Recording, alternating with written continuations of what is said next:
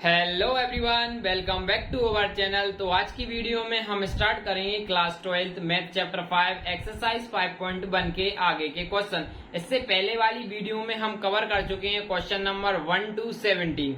तो अब हम स्टार्ट करेंगे क्वेश्चन नंबर 18 से। तो हमारे क्वेश्चन नंबर 18 में क्या बोला गया है, For what value of lambda is the function defined by continuity at x equal to 0। देखो क्वेश्चन में क्या दिया गया है, लैम्डा की कौन सी वैल्यू के लिए जो हमारा फंक्शन डिफाइन है कंटिन्यूअस होगा एट x इक्वल टू 0 पर। क्या बोला गया क्वेश्चन में, जो हमारी लैम्डा की कौन सी वैल्यू के लिए जो हमारा ये फंक्शन है वो कंटिन्यूअस होगा एट x इक्वल टू 0 के लिए। मतलब लैम्डा की कौन सी वैल्यू है, लेकिन हमारे लिए कोई सी वैल्यू नहीं दी गई है। तो देखो यदि हमने लैम्डा की वैल्यू फाइंड कर ली और जो भी हमारी लैम्डा की वैल्यू आएगी तो उसी पर तो हमारा कंटिन्यूअस होगा एट x इक्वल टू 0। तो हम अभी एज्यूम कर लेते हैं कि हमारा फंक्शन कंटिन्यूअस है x इक्वल टू 0 पर। ठीक है, तो हम सॉल्यूशन यहाँ पे लिखेंगे, सॉल्यूशन एज्यूमिंग क्या लिखेंगे function continuous at x equal to 0 पर। हमने एज्यूम कर लिया है कि जो हमारा फंक्शन है x इक्वल टू पर क्या आएगा, कंटिन्यूअस है। हमने ये एज्यूम कर लिया, तो इसका मतलब जो हमारी left hand limit, right hand limit और फंक्शन की वैल्यू आपस में इक्वल होगी। यदि इक्वल होगी तो इसी से हम क्या करेंगे, लैम्डा की वैल्यू फाइंड कर लेंगे, जैसा हमने इससे पहले वाले क्वेश्चन में किया था। ठीक है, तो अब यहीं पे सीखे, अब क्या करेंगे, सबसे पहले हम फंक्शन की वैल्यू निकालते हैं एट x इक्वल टू 0। तो फंक्शन की value f of x at x equal to 0। तो x इक्वल टू 0 पर क्या जाएगा, ये जाएगी हमारी फंक्शन की lambda x square minus 2x, ये हमारी वैल्यू हो जाएगी। ठीक है, इतना समझ में आया। अब देखो अब यहाँ पे हम वैल्यू पढ़ते हैं x की वैल्यू यहाँ पे 0 पुट करते हैं फंक्शन में। तो यहाँ पे लैम्डा तो एज इट इज बन जाएगा, x की जगह 0 पुट करेंगे तो यहाँ पे 0 का स्क्वायर माइनस 2 इंटू 0। तो हमारी ओवरऑल वैल्यू कितनी आएगी, लैम्डा और 0 माइनस 0 0। तो ओवरऑल वैल्यू यहाँ पे हमारे लिए कितनी मिल रही है, 0 मिल रही है। ठीक है, अब बात करते हैं हम लेफ्ट हैंड लिमिट की। लिमिट अब 0 से थोड़ी सी छोटी वैल्यू की बात करेंगे, फंक्शन में हम 0 से थोड़ी छोटी बोलते हैं। तो हम देखो फंक्शन में 0 से थोड़ी छोटी वैल्यू हमारी कहाँ पे आ रही है। सबसे पहले हम बात करते हैं यहाँ पे 0 से छोटी वैल्यू, तो x लेस देन 0। तो हमारी x की वैल्यू थोड़ी सी 0 से छोटी, x टेंड टू 0 मतलब थोड़ी सी छोटी, तो हमारी अगेन यही वाला केस मिल जाएगा। x से थोड़ी सी छोटी की वैल्यू बात कर रहा है तो यहीं पे वाला है, तो हम यहाँ पे क्या करेंगे, x यहाँ पे यही सेम एज इट इज लगा देंगे। तो यहाँ पे lambda x square minus 2x, और जो हमारा लैम्डा और यहाँ पे जो x टेंड टू 0 से थोड़ी सी छोटी वैल्यू, यहाँ पे क्या है हमारा x 0 से छोटा है। ठीक है, सॉरी x है ना वो 0 से कैसी छोटा है और इक्वल टू में 1 है, तो हमने यही वाला लिख देंगे। तो इज इक्वल टू में हमारी अगेन क्या मिल रहा है, लैम्डा की वैल्यू कितनी मिलने वाली है, 0। ठीक है, अब हम राइट हैंड की बात करते हैं। ठीक है, अब राइट हैंड लिमिट की बात करते हैं। आप यहाँ पे लिखेंगे लिमिट और यहाँ पे फंक्शन की वैल्यू। ठीक है, और लिमिट x टेंड टू 0 से थोड़ी सी बड़ी वैल्यू लेंगे, तो 0 से x की थोड़ी सी वैल्यू बड़ी लेना, तो यहाँ पे हमारी x ग्रेटर देन 0 है, तो इसमें जाएगी 0 से बड़ी है। अब वो कितनी बड़ी हो सकती है, थोड़ी सी बड़ी चाहिए, तो हमारे 4x प्लस 1। तो यहाँ पे क्या लिख देंगे, 4x प्लस 1 और x tend to 0 positive right hand limit. ठीक है, अब यहाँ पे देखो, यहाँ पे वैल्यूज को पुट करेंगे तो ये 4x इंटू में 0 प्लस 1 इज इक्वल टू में ये तो 0 हो जाएगा, 0 प्लस 1, तो ओवरऑल हमारे लिए कितना आ गया है, 1 आ रहा है। इसका मतलब क्या है, हमारे लिए यहाँ पे कहीं भी लैम्डा की वैल्यू नहीं मिल रही है, कहीं भी लैम्डा की वैल्यू मिल रही है नहीं मिल रही ना, यहाँ पे भी लैम्डा की वैल्यू नहीं मिल रही, यहाँ पे भी लैम्डा की वैल्यू नहीं मिल रही, यहाँ पे भी लैम्डा की वैल्यू नहीं मिल रही। सो इसका मतलब क्या होगा, लैम्डा की वैल्यू कोई सी नहीं मिल रही है। यदि कोई लैम्डा की वैल्यू नहीं है तो इसका मतलब वो x इक्वल टू 1 पर कंटिन्यूअस होगा ही नहीं, और ना ही हमारे लिए लैम्डा की कोई वैल्यू मिलने वाली है। अब वैल्यू लैम्डा वैल्यू कैसा है, एक स्केलर क्वांटिटी है, एक स्केलर क्वांटिटी है, तो इसकी 1 2 3 5 6 7 8 कोई भी हो, अब वो x इक्वल टू 1 पर कंटिन्यूअस नहीं होने वाला है हमारा लैम्डा। सो यहाँ पे लिख देंगे, यहाँ पे क्या लिख देंगे, for no value of lambda, और यहाँ पे लिख देंगे function is not continuous at, यहाँ पे देखिए continuous at x equal to 0। जो हमारे देखो यहाँ पे लैम्डा की कोई भी वैल्यू नहीं होगी और जो हमारा फंक्शन होगा वो कंटिन्यूअस नहीं होगा एक्स इक्वल टू वाई, जो हमने एज्यूम किया था वो कैसे कर रहे थे, हम गलत एज्यूम कर रहे थे। ठीक है, तो ये तो हमने पहले की बात करी। अब हम बात करेंगे, हमें एक्स इक्वल टू 1 की बात करते हैं। एट एक्स इक्वल टू 1 पर हमारे दिखाना कि हमारा फंक्शन कंटिन्यूअस होगा या नहीं होगा। ठीक है, अब सबसे पहले तो हम ये फंक्शन की वैल्यू की बात करते हैं। तो यहाँ पे फंक्शन की वैल्यू क्या होगी, एट एक्स इक्वल टू 1 पर बात की गई है, फिक्स 1 पर। अब यहाँ पे 1 हमारा देखो x की वैल्यू 0 से ज्यादा है। अब ये मान लेते हैं हमारी यहाँ पे ये टेबल है। ठीक है, यहाँ पे हमारा आता है 0। अब x की वैल्यू यहाँ से 0 से ज्यादा, तो इस साइड आएगी x की वैल्यू। अब यहाँ पे 0 से ग्रेटर बोली गई है। अब ये नहीं पूछा गया कहाँ तक जाना है, ग्रेटर बोला गया तो हम यहाँ तक जाते जाएंगे तो उसमें हमारा 1 भी आएगा 2 भी आएगा। तो x इक्वल टू 1 पर हमारा फंक्शन क्या हो जाएगा, 4x प्लस 1 हो जाएगा। ठीक है, तो अब फंक्शन की वैल्यू यहाँ पे पुट करेंगे 1, तो हमारा यहाँ पे क्या जाएगा 4 इंटू 1 और यहाँ पे लिख देंगे प्लस 1। तो ओवरऑल हमारे लिए आंसर कितना मिल जाएगा, 5 मिल जाएगा। ठीक है, अब हम लेफ्ट हैंड लिमिट की बात करते हैं। लिमिट x टेंड टू 1 की 1 से थोड़ी लेफ्ट हैंड लिमिट की बात करें तो 1 से थोड़ी सी छोटी वैल्यू, तो 1 से थोड़ी छोटी वैल्यू भी हमारी ये सेम ही आने वाली है। क्यों आने वाली है सेम? अब 1 से थोड़ी छोटी पहुंच रही है, हम इधर से 1 से थोड़ी सी छोटी वैल्यू तो यहाँ पे आ गए। तो अभी तो हमारी x की वैल्यू 0 से ग्रेटर देन है, तो इसका मतलब अगेन केस हम ये लिखने वाले हैं। क्यों लिखने वाले हैं, अब ये 1 से थोड़ी सी छोटी वैल्यू, तो x इज ग्रेटर देन 0, लेकिन जो 0 से तो ग्रेटर ही होगी ना अभी भी x की वैल्यू। तो यहाँ पे लिख देंगे 4x प्लस 1। तो अगेन हमारे लिए क्या मिलेगा, 4 इंटू में 1 प्लस 1 इज इक्वल टू में 5 मिल जाएगा। ठीक है, अब हम बात करते हैं नेक्स्ट। अब यहाँ पे देखो ये इस तरीके से अब हम यहाँ पे राइट हैंड लिमिट निकालते हैं। ठीक है, तो मतलब अब देखो यहाँ पे भी हमारे लिए क्या करना है, अब 1 से थोड़ी सी ज्यादा, तो हम 1 से थोड़ी सी ज्यादा यहाँ पे आ जाते हैं, मतलब कि 1.0000001। अब यहाँ से आ गए तो अगेन हमारे लिए x इज ग्रेटर देन की 1 के लिए क्या मिल रही है, 0 is greater than x is greater than 0। तो अगेन हमारे लिए ये वाला केस मिल रहा है। तो यहाँ पे लिखेंगे 4x प्लस 1। ठीक है, और यहाँ पे x टेंड टू प्लस 1 और यहाँ 4 इंटू 1 प्लस 1, तो हमारे लिए कितना मिल रहा है, अगेन 5 आ रहा है। इसका मतलब जो हमारा LHS इक्वल टू में RHS इक्वल टू में हमारा क्या आ रहा है, फंक्शन की वैल्यू हम उसमें कैसी आ रही है, इक्वल आ रही है। सो हमारा जो f is continuous at x equal to 1, जो हमारी फंक्शन की वैल्यू है x इक्वल टू 1 पर क्या होगी, कंटिन्यूअस। करता हूं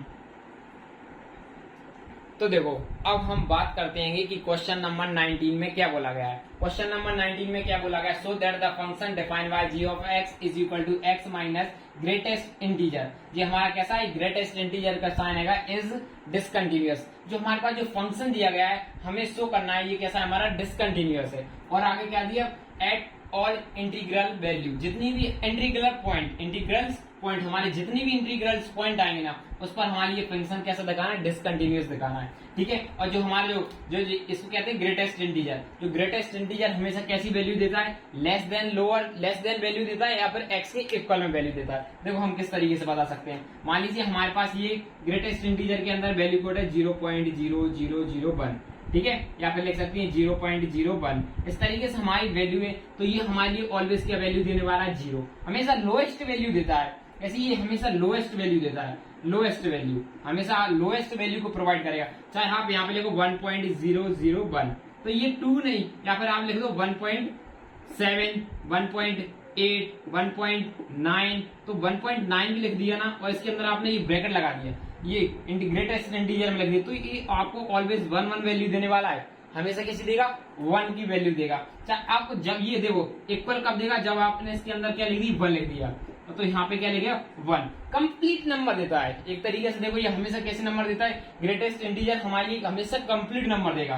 ठीक है, इतना समझ में आया, ग्रेटेस्ट इंटीजर हमेशा आपको कैसे नंबर देगा, कंप्लीट नंबर देगा। तो यहाँ पे हमारे लिए किसी भी पॉइंट पर बताया नहीं गया हमें किस पॉइंट पर चेक करना है, तो हम क्या कर लेंगे, कोई सा भी एक नंबर लेट कर लेंगे। ठीक है, तो यहाँ पे लेके लेट सी बी आ इंटीजर, सी बी आ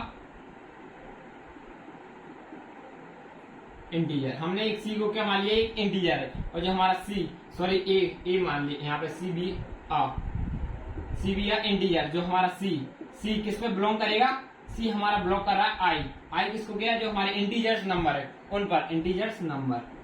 ठीक है, इतना समझ में आया। अब देखो आगे बात करते हैं। आगे हमने सबसे पहले फंक्शन की वैल्यू चेक करेंगे, फंक्शन एफ ऑफ एक्स, तो फंक्शन की एट एक्स सी पर चेक करा तो हम पहले एफ ऑफ नहीं, यहाँ पे हमारा जी ऑफ एक्स दिया गया है, तो एफ ऑफ एक्स की जगह क्या लिखेंगे, G of X, function X minus और ये हमारा इंटीग्रल ग्रेटर इंटीग्रल दिया गया है। ठीक है, अब यहाँ पे हम किसकी वैल्यू पुट करेंगे, सी की वैल्यू पुट करेंगे, तो हमको क्या लगेगा सी, और यहाँ पे भी क्या है इसके अंदर सी, तो हमने एट एक्स इक्वल टू बात कर रहे हैं, लेट सी बी या रियल इंटीजर, हमने बोला एट, अब एक्स की वैल्यू हमें किस पर फाइंड करना है, सी पर, एग्जैक्ट सी पर कर रहे हैं, तो फंक्शन की वैल्यू सी पर है, तो यहाँ पे भी हमारा पॉइंट क्या होगा सी। देखो मान लो हमने एक्स की वैल्यू यहाँ पे मान ली, सी भी क्या हमारा कोई इंटीजर नंबर है, अब यहाँ 4 हो सकता है, 5 हो सकता है, मान लो तो सी की जगह हमारा 4 होता, तो यहाँ पे भी 4 होगा, यहाँ पे भी 4 होगा, यहाँ पे 4 होगा, तो ये कंप्लीट नंबर है, तो मान लेते यहाँ पे 4 होता एक्स या 4, अब इसके अंदर भी हम 4 लिखेंगे, तो आपकी बात देखो ये कंप्लीट नंबर है, तो कंप्लीट नंबर को ये एज इट इज रहने देगा, तो 4 माइनस 4 0, तो इसका हमारे लिए क्या मिलने वाला होगा, आगे जाके हमारे लिए सी माइनस सी इक्वल टू में होगा 0 मिल जाएगा। अब हम लेफ्ट हैंड लिमिट की बात करते हैं, limit x tend to left hand limit, ठीक है, एक्स टेंड टू सी, अब सी से थोड़ी सी छोटी वैल्यू लेंगे, ठीक है, तो यहाँ पे लिमिट एक्स टेंड टू सी, अब सी से थोड़ी सी लेफ्ट हैंड लिमिट की बात, थोड़ी सी छोटी वैल्यू लेना है हमें, यदि थोड़ी सी छोटी वैल्यू लेना है तो हम क्या करेंगे सी, तो फंक्शन से पहले तो यहाँ फंक्शन की वैल्यू पुट करेंगे कि हमें फंक्शन की वैल्यू क्या आई, तो सबसे पहले तो हम यहाँ भी फंक्शन की वैल्यू पुट कर देंगे एक्स माइनस, और ये हमारा ग्रेटेस्ट इंटीजर को हमने एज इट इज लिख दिया। ठीक है, अब इसके अंदर हमने वैल्यूज को पुट करी, वैल्यूज को पुट करेंगे तो हमने जैसे एक्स तो एज एक्स की जगह हमने यहाँ पे लिख दिया सी, लेकिन थोड़ी सी छोटी वैल्यू, थोड़ा सा नंबर माइनस करना पड़ेगा, कुछ भी छोटी छोटी चाहिए तो उसमें से क्या वाली सी में से हमने थोड़ा सा एच नंबर माइनस कर दिया। ठीक है, और यहाँ पे पहले लिमिट तो लिखना पड़ेगा, तो हमने यहाँ पे लिख दिया लिमिट और एक्स टेंड टू 0, अब सी, ठीक है, और यहाँ पे माइनस, ठीक है, और सी माइनस एच, ये हमने ग्रेटर इंटीजर को हमने बंद कर दिया। अब देखो बच्चों, यहीं से आपको एक पॉइंट नोट करना पड़ेगा, यहीं से आपको एक चीज समझना पड़ेगी, क्या समझना पड़ेगी, देखो अब इसको आगे हम और कैसे, देखो एक एग्जांपल के थ्रू समझाते हैं। हमने ये सी नंबर को मान लिया कुछ देर के लिए, मान लो सी इक्वल टू हमने 1 मान लिया, ठीक है, अब ये हमने सी इक्वल टू 1 को इसमें हमने पुट कर दिया, जैसे ग्रेटर इंटीजर में पुट किया तो हमारे लिए कैसे आ रहा है 1, लेकिन हमें इसके अंदर से सी में से थोड़ी एच छोटी सी वैल्यू माइनस करनी है, तो मान लीजिए हमें 0.001 वैल्यू माइनस करनी है, इतनी इस नंबर में से हमें ये एच की वैल्यू हमने ये हमने एच की वैल्यू मानी है। ठीक है, तो हम इसमें से क्या करेंगे, 1 में से क्या माइनस कर देंगे, 1 में से हम क्या माइनस कर देंगे, तो हमें एच माइनस सी चाहिए, सी माइनस एच है, तो हमें सी माइनस एच करेंगे, तो यहाँ पे हमारी 1 माइनस 000, तो हमारी को 0.009 के पास वैल्यू आएगी।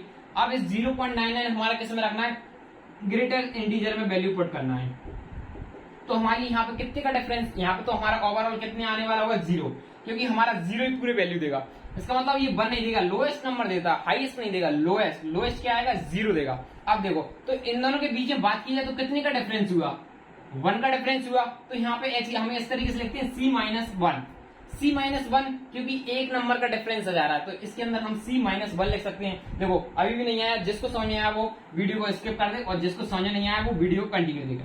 अब देखो मान लो हमने सी की जगह नंबर मान लिया, यहाँ पे 2 नंबर मान लिया, ठीक है, अब सी की जगह हमने 2 मान लिया, अब इसको हमने ग्रेटर इंटीजर में वैल्यू को पुट किया, तो आगे हमारे लिए 2 ही मिलने वाला है।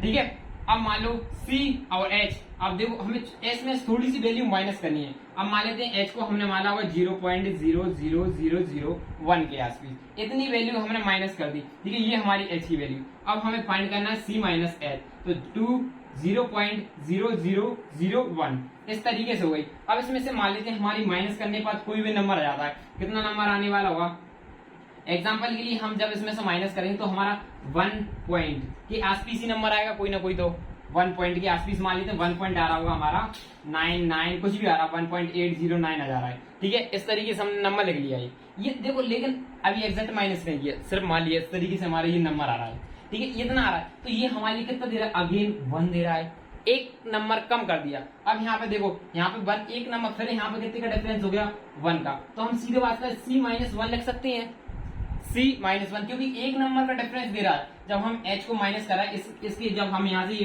पूरे ब्रैकेट को सॉल्व करेंगे, इसको पूरे ब्रैकेट को सॉल्व करेंगे, तो हमारी इसकी जगह C माइनस 1 लिख सकते हैं, क्योंकि एक माइनस हमेशा नंबर कम हो जा रहा है। देखो ये C माइनस H की वैल्यू पुट करी, और C माइनस H को हमने इसके अंदर लिख दिया, और C माइनस H को जैसे ही हमने यहाँ पे देखो C माइनस H की वैल्यू पुट करी थी इस तरीके से, यहाँ पे कितनी आ गई थी 0.001, ठीक है, अब यहाँ पे इसको माइनस कर रही थी तो हमारे लिए कितनी मिल रही थी, एक नंबर कम हो जा रहा था, 1 मिल रहा था। ठीक है, ये 1 मिल रहा था, तो इसलिए हम यहाँ पे क्या लिख देंगे, c माइनस 1। अब ये c कोई सा भी नंबर हो सकता है, यहाँ पे 2 था, 2 5 हो सकता है, 6 हो सकता है, कोई भी, लेकिन h माइनस 1 तो उसमें से एक नंबर कम हो रहा है। इतना पता है कि हम कोई सी भी नंबर ले रहे हैं उसमें से एक नंबर कम हो रहा है, तो हम इसको आगे सॉल्व करके मैं इसे रफ करता हूँ और आगे से सॉल्व करते हैं।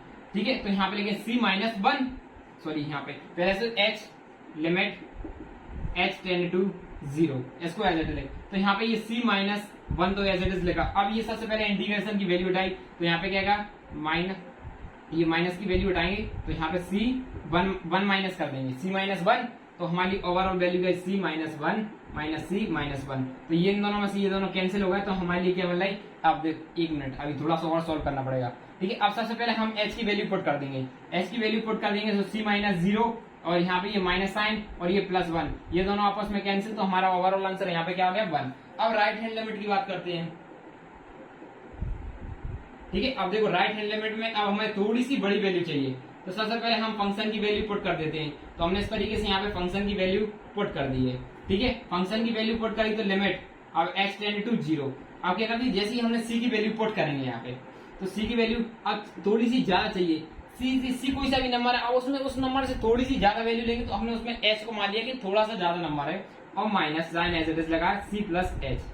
ठीक है, तो यहाँ पे लिखेंगे लिमिट अब h टेंड टू 0। अब देखना आगे, अब इसको सिंप्लीफाई कैसे करेंगे।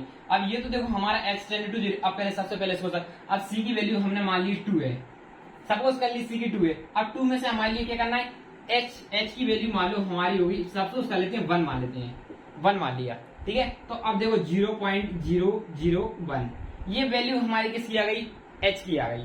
ठीक है, ये h की वैल्यू मारी, इतनी वैल्यू हमें इसमें से h में से माइनस कर रहा है, तो हम यहाँ पे करते हैं c minus h, sorry c plus h निकालना है, तो हम c प्लस h करते हैं। ठीक है, c प्लस h करेंगे तो हमारे सबसे पहले तो c को हमने इसके अंदर पुट करेंगे तो हमारे लिए कितने देने वाला होगा, 1 देने वाला, और यहाँ पे भी हमारे लिए क्या मिलेगा, 0 मिलेगा, सिंपल। अब हमें c प्लस h करते हैं। ठीक है, c प्लस h करेंगे तो हमारा कितना होगा, 1.001, ये कुछ इस तरीके से नंबर आ रहा है। अब इस नंबर को हम इसके अंदर पुट कर रहे हैं तो हमारा अगेन क्या आ रहा है, 1 आ रहा है, तो मतलब कि हम h की वैल्यू माइनस भी करेंगे इसके अंदर तब भी हमारे लिए क्या बन मिलेगा। मान लो अब यहाँ पे आप 2 रख लेते, अब h की वैल्यू हमारी सेम एज इट इज बनी रहती। अब यहाँ पे क्या लिख देते 2, अब यहाँ पे प्लस 2 कर लेते, 0.11 प्लस 2 कर लिया हमने। इसके अंदर जैसे ही हमने प्लस 2 किया तो हमारे लिए देखो, तो हमारे 2.001 ये हो जाएगा प्लस करने पर, ये होगा कि नहीं होगा, ये हो जाएगा हमारा प्लस। तो अगेन हमारे लिए इंटीजर की वैल्यू मिलेगी 2, क्योंकि ये लोएस्ट नंबर देता है, तो ये किसके इक्वल आ रहा है, c। तो हम यहाँ पे c को सिर्फ और सिर्फ इसकी जगह हम क्या लिख सकते हैं, c।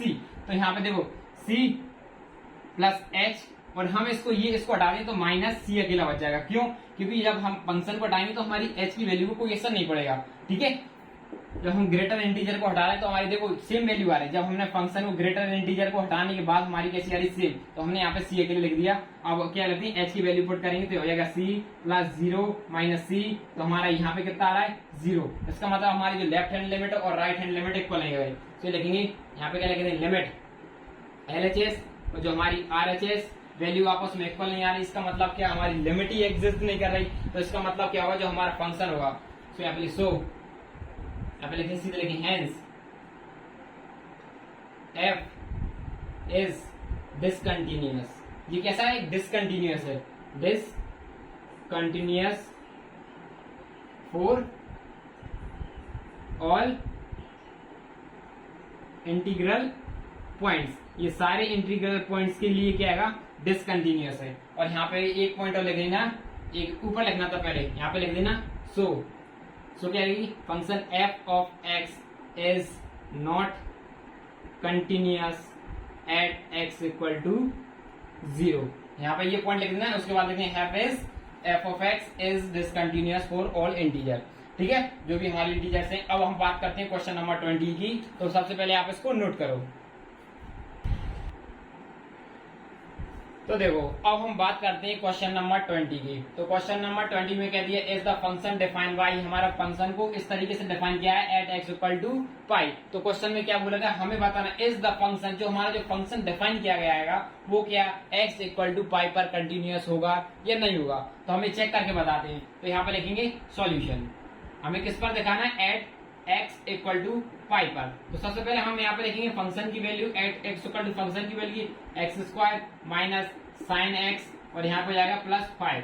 ठीक है, तो अब इसको देखो, अब यहाँ पे पाई की वैल्यू पुट करते हैं, फंक्शन में पाई की वैल्यू पुट करेंगे x इक्वल टू पाई, तो फंक्शन में भी यहाँ पे x इक्वल पाई की वैल्यू, तो यहाँ पे करेगी एक्स स्क्वायर माइनस यहाँ पे जाएगा साइन पाई प्लस 5। तो साइन पाई की वैल्यू हमारी क्या होती है, 0 होती है। साइन पाई क्या होता है हमारा 0 माइनस साइन पाई क्या हो जाएगा 0 पाई प्लस 5। तो ये हमारा क्या हो जाएगा, आंसर हो जाएगा। साइन पाई की वैल्यू हमारी क्या होगी, 0 हो जाएगी। अब उसके बाद हम कहते हैं limit, left hand limit find कर सकते हैं लेफ्ट हैंड में। अब पाई देखो x की वैल्यू पाई से थोड़ी सी छोटी लेंगे, तो यहाँ पे लेंगे फंक्शन की, तो यहाँ पे function f of x is equal to limit x tend to pi. ठीक है, और फंक्शन की वैल्यू हमारे पास सबसे पहले यहाँ पे फंक्शन की वैल्यू पुट कर देंगे। ठीक है, इस तरीके से हमने यहाँ पे वैल्यू पुट कर दी। अब पाई से थोड़ी सी कम वैल्यू लेंगे, तो हमने मान लेते हैं पाई से थोड़ी सी कम वैल्यू। अब उस थोड़ी सी कम वैल्यू को मान लेते हैं हम h, और यहाँ पे और h टेंड टू h वो अप्रोक्सीमेट किसके इक्वल में हो रहा 0। तो सबसे पहले यहाँ पे लिखते हैं। ठीक है, इसको सॉल्व करेंगे तो यहाँ पे क्या हो जाएगा हमारा, यहाँ पे लिखेंगे अब x में से हमने x को क्या मान लिया पाई, x की जगह हम क्या लिख देंगे पाई। अब पाई में से थोड़ी सी छोटी वैल्यू तो हम लिख देंगे h, और यहाँ पे ये स्क्वायर था x पे तो x स्क्वायर, और लेकिन साइन, अब x की जगह लिखेंगे पाई।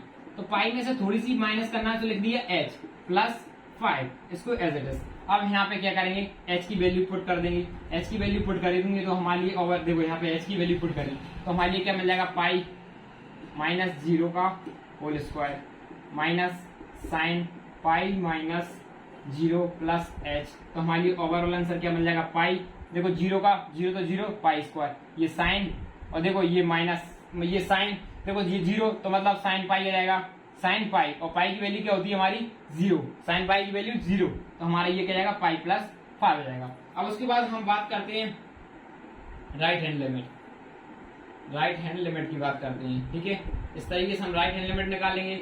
उसी देखो अब सेम वैल्यू पुट करना है यहाँ पे भी इस तरीके से। राइट अब हमसे क्या चाहिए, अब यहाँ पे फंक्शन की वैल्यू पुट करेंगे और चेक करेंगे। देखो अब हमारी पाई से थोड़ी सी बड़ी वैल्यू चाहिए, एक्स की पाई से थोड़ी सी बड़ी वैल्यू चाहिए, तो हम मान लेते हैं h होगी हमारी 0.001। अब इसमें 0.1 प्लस कर देंगे पाई में, तो ठीक है। तो x की वैल्यू की जगह हमें क्या लिखना पाई, अब पाई को हमें क्या करना प्लस h छोटी, तो यहाँ पे जाएगा एक्स स्क्वायर। ठीक है, उसके बाद आता है माइनस साइन साइन, उसके बाद आती है पाई, यहाँ पे भी पाई की वैल्यू पुट करेंगे लेकिन थोड़ी सी ज्यादा ऐसे, तो प्लस h और यहाँ पे लिखेंगे 5। ठीक है, इसको हमने एज इट इज बना लेंगे। अब इसको सिंप्लीफाई कर लेते हैं, तो देखो सबसे पहले h की वैल्यू पुट कर देते हैं, तो यहाँ पे क्या लगा पाई प्लस 0 का स्क्वायर और यहाँ minus sine h pi plus 0 और यहाँ पे हो जाएगा 5। अब देखो h की जगह हमने 0 0 पुट कर दिया, तो हमारे लिए आगे आंसर क्या आने वाला पाई स्क्वायर प्लस 5। तो देखो आगे देखो इसका मतलब क्या है, जो हमारी लेफ्ट हैंड लिमिट सबसे पहले यहाँ पे लेंगे लेफ्ट हैंड लिमिट, यहाँ पर ये राइट हैंड लिमिट थी। ठीक है, इक्वल टू में राइट हैंड लिमिट और इक्वल टू में फंक्शन की वैल्यू, ये आपस में कैसी है, इक्वल है। So function f of x is continuous, कैसा होगा हमारा continuous at x equal to pi पर। ये पूछा गया था कि हमारा इसका कंटिन्यूअस होगा या नहीं होगा, ये हमारा फंक्शन कंटिन्यूअस होगा x इक्वल टू पाई पर। तो अब हम नेक्स्ट वीडियो में स्टार्ट करेंगे आगे के क्वेश्चन, जब तक आप इन क्वेश्चंस की प्रैक्टिस करो। ठीक है, तो